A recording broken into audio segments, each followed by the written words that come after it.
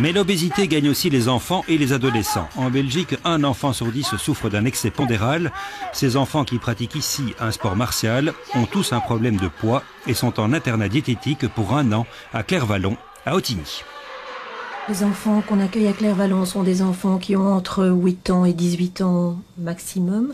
Ce sont des enfants qui ont un surpoids depuis normalement de nombreuses années, qui ont déjà fait de multiples tentatives à la maison, donc qui ont été voir soit un pédiatre, une diététicienne, un psychologue, et pour lesquels ça a parfois fonctionné, ça n'a pas fonctionné, et le poids est revenu. Et ce sont des enfants qui ont jusque parfois 2 ou 3 fois le poids qu'ils devraient avoir, donc ils ont vraiment des gros excès de poids. La démarche, c'est vraiment de pouvoir offrir à ces enfants et à leurs parents une prise en charge pluridisciplinaire, donc où il y a une prise en charge pédiatrique, diététique, psychologique, kinésithérapeutique et éducative, de pouvoir mettre parfois une distance aussi entre l'enfant et sa famille, la distance étant, je pense, tant géographique que thérapeutique, de pouvoir travailler avec les parents qu'on prend vraiment comme des copartenaires de la thérapie ici, et de pouvoir réunir sur un même site ces différentes spécificités et aider dans la prise en charge de l'enfant obèse. Les plus jeunes vont en classe sur place. Ces enfants ont souffert de solitude, de rejet, d'humiliation, avant de retrouver ici le sourire et l'envie d'apprendre. Allez. Souvent, parce qu'on me disait, ouais, t'es nul, t'es un sous-mot, tu sais rien, t'as plus de graisse dans le cerveau que ton cerveau. Alors à la fin, ça venait au cerveau et ça devenait embêtant, quoi. On avait toujours ça en tête quand on voyait ses amis. Souvent, quand il y avait des disputes, ils faisaient plus rapport avec mon poids et tout ça. Et maintenant, quand je leur parle, eh ben, ils me disent plus rien, quoi. Mais bon, je suis toujours un peu fâchée sur eux parce qu'ils me disaient toujours que j'étais bête et tout ça. Et quand j'ai doublé, ils voulaient plus me parler. Et...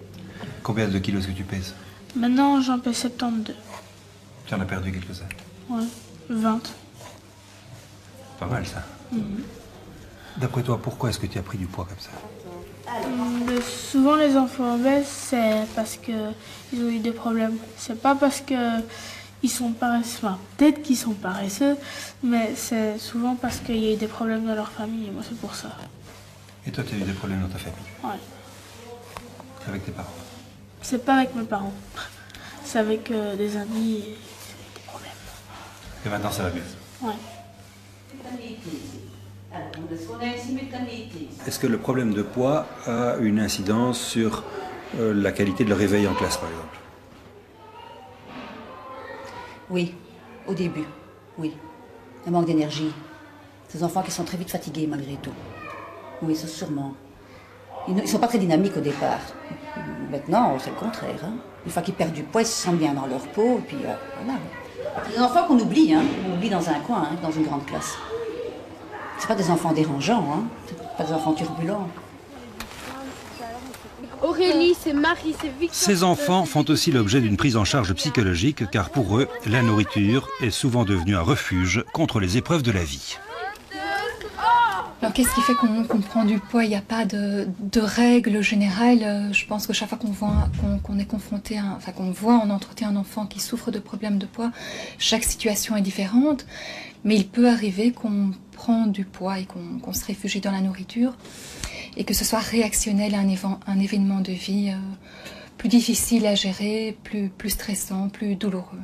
Alors par exemple, quel genre d'événement de vie? Ça peut être soit quelque chose de très grave comme la perte d'un parent ou la réalité d'une maladie au quotidien.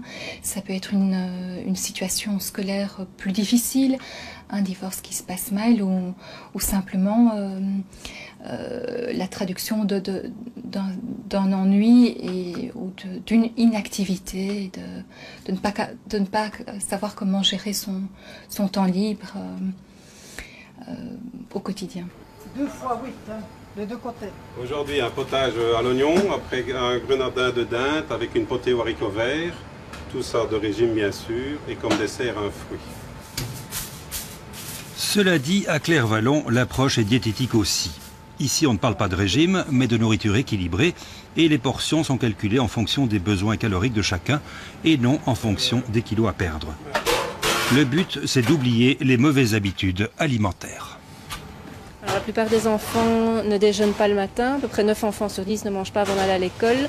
Certains vont même jusqu'à ne rien manger de la journée parce qu'ils sont un peu gênés de manger à l'école devant les copains parce qu'on se dit ouais, tiens, tu es déjà très fort et tu manges encore. Donc certains passent toute une journée sans manger et donc conclusion, quand on rentre de l'école à 4-5 heures, on meurt de faim, on se jette sur tout ce qu'on trouve, des chips, des gaufres, des biscuits, etc. Et puis on soupe. Et puis on soupe et puis parfois on recommence encore. Ça c'est une des principales mauvaises habitudes qu'ils ont quand ils arrivent ici. Est-ce que c'est très différent de ce que tu mangeais avant quand tu étais chez toi? Beaucoup, c'est très différent. Je mangeais plus gras, tandis qu'ici on mange moins gras. Et c'est bon et c'est moins gras. Et c'était gras comment chez toi? C'était pas équilibré, c'était boulettes frites, c'était toutes des choses comme ça. Plusieurs fois par semaine, boulettes frites? Ça veut dire que tu as déjà perdu beaucoup de kilos ici? Oui, j'en ai perdu 22. Tu venais de combien et tu faisais combien? Maintenant, je fais 91 et maintenant je suis à 68. Bravo. Merci. C'est depuis le décès de ma mamie, j'ai pris beaucoup de poids. C'était une manière pour toi d'oublier ça? Et alors après ça, on s'isole parce qu'on est rejeté par les autres? Oui. Comment ça se passe?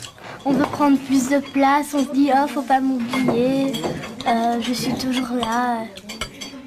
Est-ce que si on prend du poids, c'est aussi parce qu'on veut prendre plus de place et plus regarder par les autres? Oui, moi c'est ce que j'avais pensé, plus vers moi quoi.